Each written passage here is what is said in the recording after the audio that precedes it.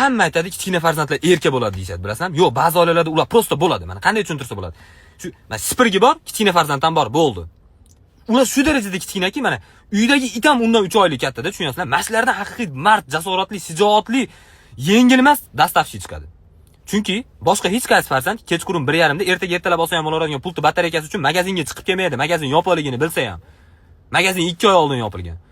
O'zbekda kichigi bo'lguncha o'ris kuchugi bo'l deydi. To'g'ri, u darajada emas. Chunki o'ris kuchugini tepib qo'ysangiz qamalib ketasiz. Ana o'zbekda kichigi 5 martagacha ruxsat. 5 marta obedgacha u.